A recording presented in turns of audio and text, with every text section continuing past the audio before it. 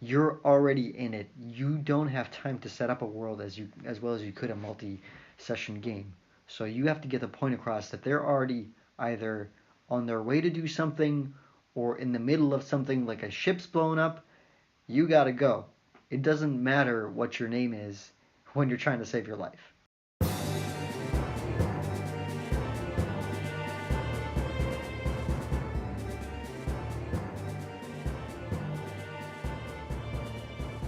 Hey guys, welcome back to another edition of Campaign Corner, your venue for all things tabletop. A chance to hear about the RPGs that you've played, with a different guest every episode. Today's adventurer is Ninmar Lahdo, one of my returning Pathfinder players who shares my love of cyberpunk fantasy. He's here to talk about his recent experience as a first-time DM using the all-new D&D Beyond system. Let's roll initiative. Ninmar, welcome. Can you tell our guests briefly what our first tabletop experience together was like? Our first tabletop. Apton, my then DM, just dropped me into the ass end of a 20 level campaign. I came in at level 18 not knowing anything about anything. And I was a monk at the time, so I got... You were a Thelonious monk. I was Thelonious monk, and had the android class just come out then? Androids were new. I know that the sci-fi stuff in Pathfinder definitely piqued our interest. Yeah, it got very technological near the end of that game. And I think I played 2 sessions and then went up to level 19. Thank you very much for that. And then we hit level 20, and I had no idea about epic levels. So the cool thing about that was it wasn't just a level 20 campaign, because there were still ways to improve. And had we not improved our characters, it would have not worked out in the end. There's just some things that I don't see happening without getting into epic level stuff. So I definitely know I asked the right person when I needed someone to join. But how long have you been interested in D&D? And how long have you been actively playing? So the experience with that Pathfinder game was actually one of my first experiences with D&D. Your game, I joined maybe 3 or 4 years ago. Maybe 3 or 4 years before that, went to That's Entertainment and I was browsing their RPG section, and I found a really cool book. And the book was Anima, Anima, Anima, not Enema. Anima, which we still haven't playtested because it is, honest to God, one of the most complicated systems I've ever seen in my life. It's not bad. It's not bad. It's just different. So I found the book, and it was like $60, and I'm like, no, this is way too much. So I leave, and I come back a week later thinking that the art was really cool in the book, and I really wanted to buy it for the art. And they didn't have the book, so they special ordered it, and I got 25% off. I got the book, and I read it like 2 or 3 times, just front to back. I'm like, oh, I need friends for this, and I don't know anybody who would like even start with me. I didn't know anybody who played D&D, like anyone. Well, you didn't know that you knew people who played D&D. Right, but I don't know, it just... It was a new experience. Yeah. That's pretty much all I'm getting at. So, you did something recently that I actually haven't done in a while, which is you played a one-shot. I'm much more of a long-form guy, so that definitely raised my interest. But you didn't just play in this one-shot. You were actually the dungeon master. Is that correct? Yeah. Something you volunteered for? So we were going to hang out at my coworker's house and play Munchkin, which I had introduced them to. So this group of people that I was going to DM for is actually in another game that's run at someone else's house. So we were going to get together on a Saturday and play Munchkin, and then one of the people was like, if we're going to meet up, we might as well play D&D. And I explained to him that if we were going to be playing Saturday, then our normal weekly Tuesday game wouldn't be as good as a normal Tuesday game is, because it would just take away from the Tuesday game, and then the DM would have to make more stuff up in 2 days, and that's not something you could really ask of someone. I've been there. Yeah, like, so it was like noon at work, and we were trying to hash out plans on Friday before the weekend came. I mentioned even though we can't play like part of the regular game, every part of the weekly game, we could play a one shot. So I told the only other person who was capable of doing that, the Tuesday DM, that is an option. He said I wouldn't want to be it because it's just another thing I would, he and I wouldn't expect him to. So I said I could try it out, and from that point I just started like thinking of my day, like, all right, when am I gonna be free to start working on this game? After I get out of work, and then after I go and work some more and get out at 10 o'clock. Um, It's like the Venn diagram where it's like brave, foolish, Ninmar. So did you have a title for this game? Did you know what you were going to do? No. So while I was at work, I was like, all right, what kind of campaign are we doing, first of all? A high level campaign wouldn't have worked. I wouldn't have been able to do it because I can't keep track of that for my first time, nor would I want to. The Tuesday game that we do, everyone is level 7. And that's D&D 5th edition? It is 5th edition, so this one shot was also going to be 5th edition. So at work, I started looking up. So they were level 6 or level 7. I wasn't going to have them do a low level campaign because they had already just been through that. And it wouldn't have fit the mood. So with a one shot, you get to try something else for just 4 hours. And you see how you like something. You want to try a new character out. You want to try a new class. You want to try a new race. You want to put a little more into strength, or you want to try a dexterity fighter instead of a strength fighter.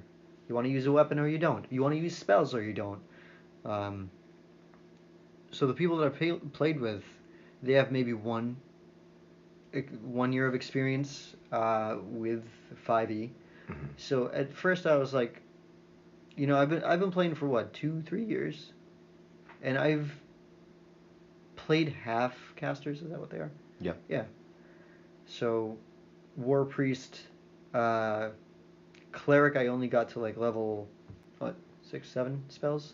So I never really experienced the full breadth of a full casting sorcerer. With the monk, I just at the top. With the war priest, he also came in at level 20. Gert. So I tried to limit it to. I tried to make a couple. I took a little bit too much of the load, and I said, "Oh yeah, guys, I'll make your characters for you as well as this because we're doing a one shot." Can you tell us a bit about the character design process that you had? For the character designs, I pretty much used a lot of internet resources. In fact, I don't think there was any bit of paper used. I used very much D&D Beyond. Which we'll get into a little bit more later. And I used a lot of random character generators, random name generators. There's a lot of resources. Can you tell us a bit about your character design process? So I had promised to make characters for my players, and I wanted them to have a full set of options. Like, it just took so much time, and there's so many options of what you want to do. By the time I finished the 4th character, it was maybe 2 in the morning. So I spent maybe 4 hours researching characters and making them as if they were my own. And then I just went... That's what an NPC is at the end of the day. Yeah. And then I just went to Google and typed in character generator, and I clicked on the first link, and I made about 7 more characters in about 10 minutes. Like, oh, a little piece of my soul died. It was fun. I got to experience a whole bunch of intricacies, and when you make a character, it plays out in your head as you're building them, and you can just see every little piece that you put in and how it's going to affect them. Like, if you want someone who has a certain proficiency or can do something cool with a weapon, you're going to be thinking forward to those situations where he's going to start interacting with people, and how's this come into play? And then you're going to be in a fight, and how is this thing come into play? How can I, especially because my last character is a support role, I'm playing a paladin right now, so I'm just buff everybody. It's super fun. Taking a back seat. but I think of interactions with people in just every little piece that is on my character sheet I try to utilize. I very much dislike a wasted economy. Until very recently, I wasn't able to do anything as a bonus action. And if you're in battle, that's a massive opportunity you could use if you have something that can get you a free bonus action. Hell yeah, I'm going to use it. So trying to optimize your build, while it may be fun, it can take a lot out of you. But I really built those first couple characters with as if I wanted to play them. And I know it's not how other people would want to play, but I kind of put a little bit extra me into them. The random character generators were Shortcuts. they were, and in the end, I didn't even use them, but I gave them the option, and that's really I'm glad I did it. How would you describe D&D Beyond to someone who's never used it or heard of it? So to know D&D, you gotta D&D has a certain set of rules. Just for if you've never played D&D, it's a tabletop RPG. You play on a table, you get some dice, and you roll them on the table, and you take the role of some character. You make your own. Like I was saying earlier, you put a little bit of yourself into the character. There are rules to everything, and obviously you can read them in the books. But D&D Beyond is pretty much the resource of every book, like every adventure guide, every rule book. I'm filling a couple of yourself. I mean, you have it. I did. I took the leap. I spent some good hard-earned money on that. It's a character building resource. It's a homebrew community. It's a bestiary of all kinds of monsters that you could, never even think were assembled in one place. I highly, highly recommend it to anybody out there who plays 5th edition, especially if you're a GM. It does have a subscription. It does have different kind of packages that you can buy. You don't necessarily have to buy all the books. You can just buy a few things. Hashtag not an ad, but hashtag endorsement. Hashtag please wizards notice me, senpai. But in any case, I am really glad that my subscription could help you in your character process, because I know that if you don't have a certain tier, you have a limit on how many characters you can make. However, there's no limit on how many characters you can delete and then make. So you would export the character sheets. Is that Right, correct? yeah, I would make a character, I would use a slot, and patch is coming in hard. I can feel it. I would make a character, and then save it, and that's why it took so long making a character, because I would save it, because I would have to do it all in one go.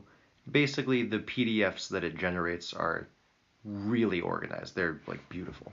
So after all this hard work, which characters did your players finally choose? So there were 5 players in total. The DM of the Tuesday game, James, he said he would cover his own. He just asked, what level are we doing? And what about his girlfriend who was playing with us? Sydney, he said, I'll make it for her too. I got her, so we got it. And then there was Ken, Tim, and Walter, who needed characters. So I really only needed 3, but like I said, I wanted to give them options. So Ken and Walter liked one of the ones I made in the list. I think Ken picked one of the ones that I made. Walter picked one of the ones that I made. And then Tim said he wanted to play a sorcerer or of some sort, like a full caster. And he just went to that random character generator, and I showed him, like, these are your options. You can pick your race, pick your class, what level you want to be. It sounds stupid easy, because it is. And you click a button, and that's it. It makes a full character sheet for you. It's not optimized, and you get whatever spells. They go by your school, so if you are like an illusion mage, you could do some sort of abjuration maybe. And he picked a warlock. So first we had Tim turned to a wizard of the illusion tradition. So he wanted like to play tricks on whoever, and just have the option for illusions. He had things like Phantasmal Killer or Programmed Illusion. So this one went to Walter. This is a fighter. It's a half orc and it's a champion. So we actually had two fighter champions, a halfling rogue of the Lightfoot variety. So you can hide behind people that are bigger than you and go into hiding. Which is basically everybody. Yeah. And you can sneak attack without needing a second person, to flank the enemy, which is everybody. So you have a rogue who can sneak attack anytime, pretty much. And then, let's see. Halfling rogue, wizard, what was the bird? Oh, the Aarakocras. The Aarakocra. They're like eagle people. Yeah. He was a Aarakocra wizard of illusion. Walter was a half-orc fighter. Sydney, GM's girlfriend, was also a fighter champion. And then I think James was a warlock. So you got a little bit of everybody. You got some variety. You got some full casters, some fighters to protect the squishy mages. I felt like it was a fully pretty balanced group. The rogue was almost a bard, which would have been interesting. I think everyone else was pretty much solid on what they wanted. So you volunteered to DM. You created all these characters. What setting did you have in mind? Was this something that existed already as an adventure path, or did you kind of make up your own story? I immediately started looking at what a one-shot is because I had no experience being in one, and I had no experience DMing ever. I looked at some web resources, but everything's like, I went through some web resources and I really couldn't find much. There were some free ones. If you look a little bit, there are some free ones, but it takes time to read up. Like, if I were to do this again, I would say my advice to anybody listening is give yourself more than a day, or rather a night. Give yourself some time to actually sit down and read, because I got out of work. I started working on making everything, characters, plot, at 10 at night. And I was going to be at my coworker's house noon the next day. So I started making characters, and that took until 2:30 in the morning. And then I didn't have any time to make a plot. Earlier through the day, I was thinking of getting ideas. What do I want my campaign to be? What is it going to have? What's the setting? Where does it stop? I looked up a couple of YouTube videos and tried to see what it would do. I looked up some YouTube videos and I tried to, like in between car rides, I would try to fill my time and listen to people who have DM'd before. Just what advice do you have for someone who is going to be DMing, specifically a one-shot? One of them said you gotta do this, and I know you guys can't see, but I have my hand out, and he said to count down from 5 every time someone started to think about what they wanted to do, because you have 4 hours, maybe 6 hours, so when someone's completely derailing their campaign, and you as a player don't know when you're doing it, but God damn it, from the DM side, you're like, how long are you guys going to keep this up for? It gives you an interesting perspective. Yeah. Like, how long are you going to take to accomplish task A? When are you going to get to B? And then C might happen. They might completely derail everything. But you do your best to keep them on track. With my campaign, I would say every time they were kind of lost, I would say make an insight check and try to get a little bit of awareness on what's going around you. I wanted technology to be in my game, and I knew that, but 5e doesn't really have a lot of technology stuff. So since I stopped making characters at 2 in the morning and the game's the next day, I didn't really have much time to think of a plot. I pretty much was brainstorming the whole time of what kind of adventure I wanted to make. I'd recently taken inspiration from a YouTube video I saw regarding the obelisk. So there's a part in the Tomb of Annihilation where there's an obelisk, and there is a certain weird way. There's a certain way you look at the world when you're going through it, but as someone who creates the world, you put things there that aren't always necessary. So you put in traps or some menial thing, some second completely off thing. So about the time I went to bed, it was like 4 o'clock. I got maybe 2 hours of thinking in. We can break it down, Ninmar. For starters, what was the name of the land, or what did it look like? The name of the land did actually not come up until about 3/4 of the way into the game. Okay.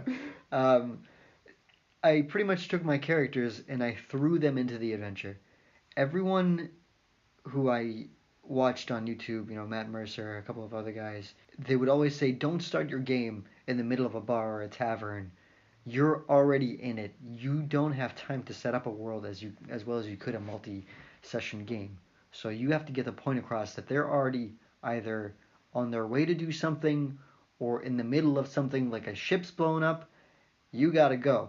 It doesn't matter what your name is when you're trying to save your life. I've heard it put that a one-shot is not a story, but a mission.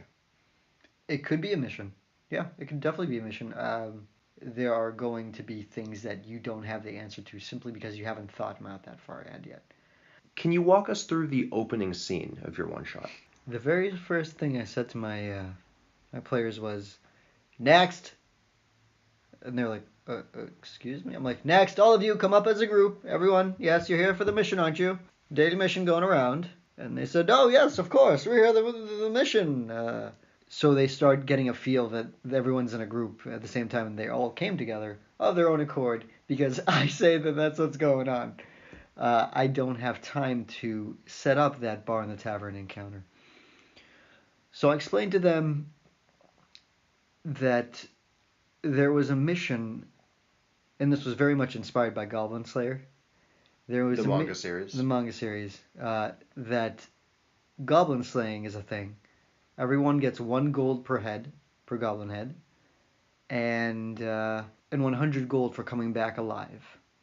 So it's kind of like, okay, we get some reward for doing some of the work, but why is it phrased like we're coming back alive? And then the guy explained that a lot of people haven't been coming back from goblin slaying. Now, goblins are just very simple. They're as smart as children. At least the short stout goblin everyone knows, not stout, the short goblin that everyone knows to be waist high. I think we got a little goblin prejudice over here. I am very prejudiced. I just like goblin slaying. Hashtag goblin lives matter. So I kick him out of the mission center, just like the quest center. So I kick him out of the quest center, and they start going towards a location marked on a map that I'd given them. And it looked like there was a goblin camp about 30 minutes away. On the way there, since I said there was 30 minutes, they got a little bit of time to know each other, or like figure out what each of their characters does. From there, I told one of them, like, as you're walking, you hear a little rustle and make a perception check. And he got an awful result, like 4. And then I said, you don't really notice anything. And another one picks up on it, that the other guy slowed down, and he says, I'm going to make a perception check. All right, a little better. Like, you smelled something for just a moment. Because as everyone knows, goblins are stinky, little, murdering. And then a third person does a check, and they get a decent enough result so I can, like, trigger my scenario. And I say, you see a glint in a bush. You see a sparkle in a bush about 20 feet away from you, and then I rolled an attack. And it missed, and a pair of arrows came flying right by him. It turns out that there was a goblin scout. He tries to fire off a flare right before they kill him, but the wizard uses illusionary magic. He fired off a flare, and they used magic. So the goblin uses a flare, and they somehow managed to stop that from going too far up for everyone else to see. And they saw the camp was about 5 minutes away. They all disguised themselves as goblins with illusionary magic and try to infiltrate the camp. So after they had left the camp, they got out into an open field. It was about 100 feet wide, the forest to their backs, and about 50 yards across. At the end of a field there was what appeared to be as if a hill was cut in half, about 20-30 feet tall, and is just a cliff from 30 feet high going down to their ground level. So that was 100 feet away, and they can see a blue dot right on the face of the wall.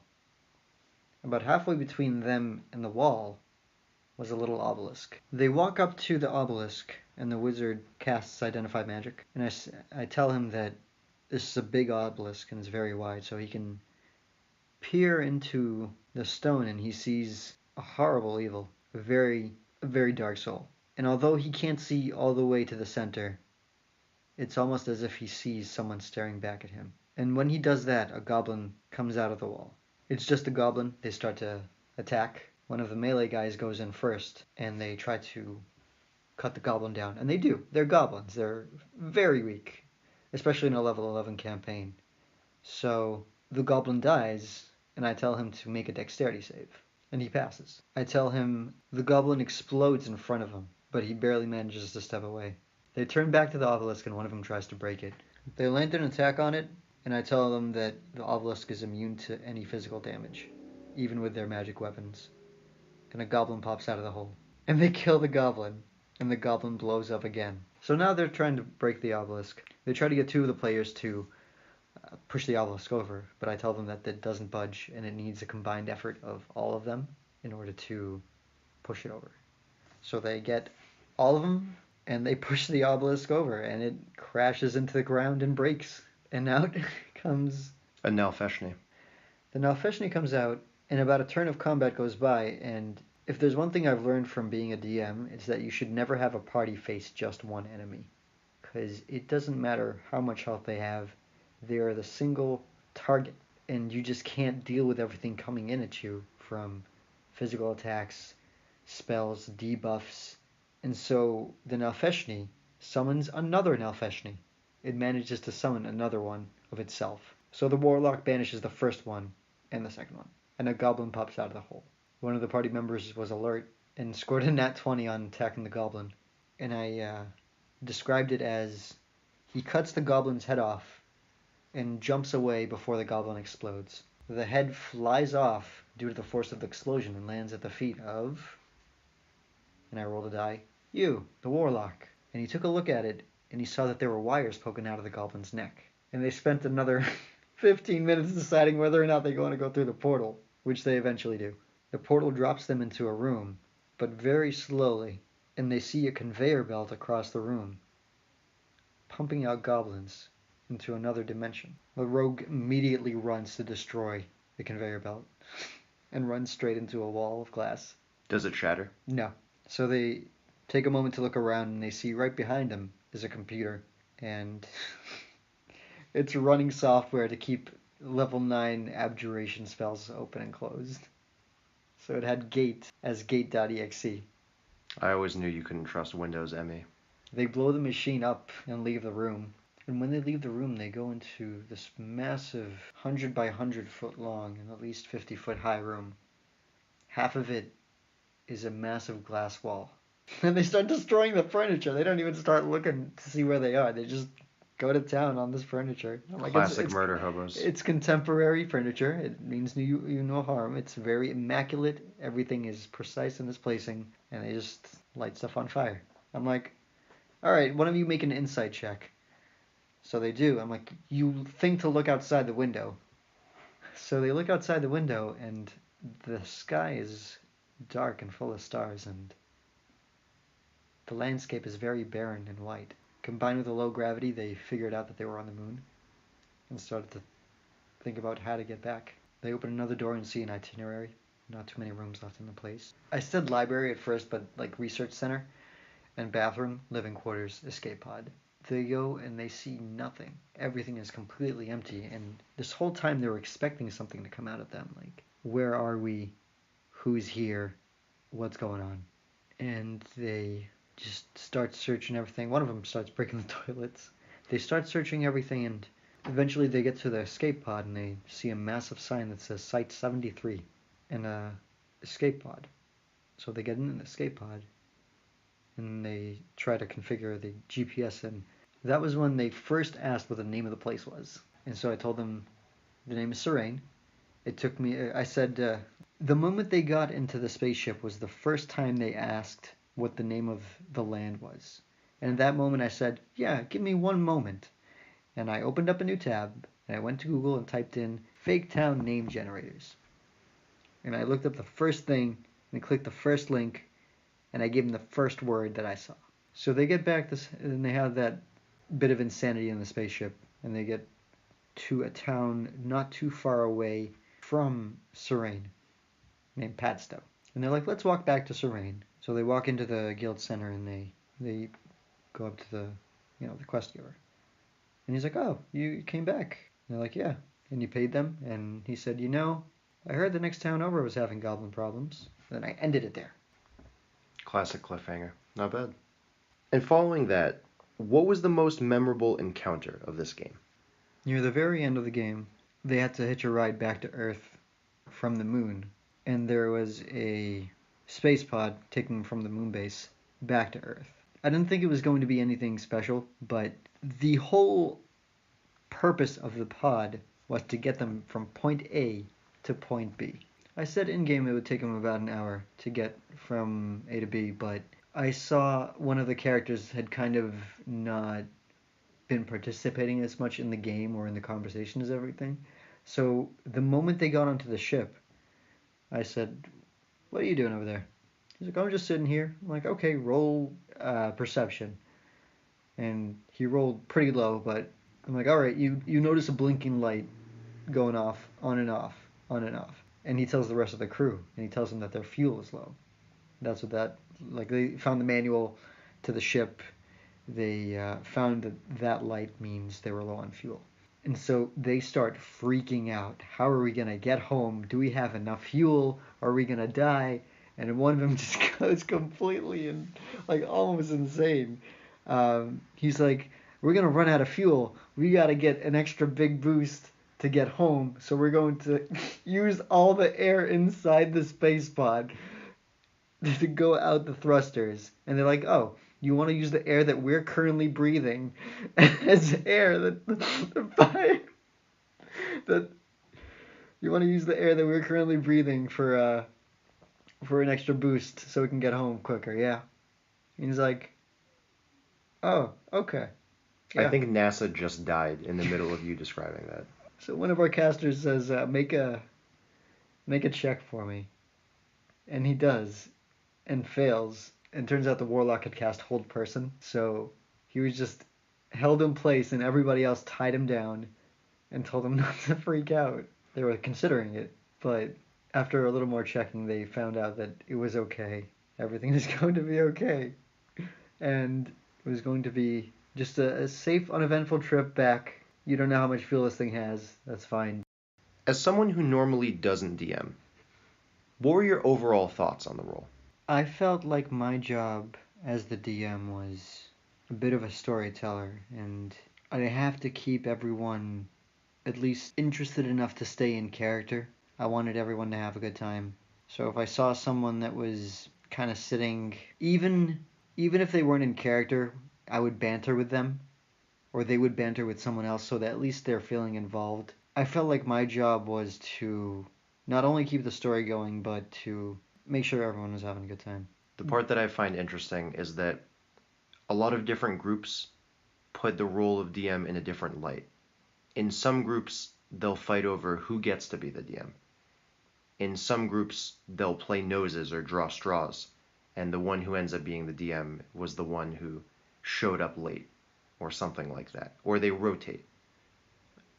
Our D&D on Reddit is a big source of this back and forth for me, Ninmar. I don't know if you've seen people's different opinions on that, on like the D&D Beyond forums and things like that. There's no consensus on whether or not the DM is kind of the person in charge or the person who's relegated off the table. Some perspectives, people will say the DM is like the author.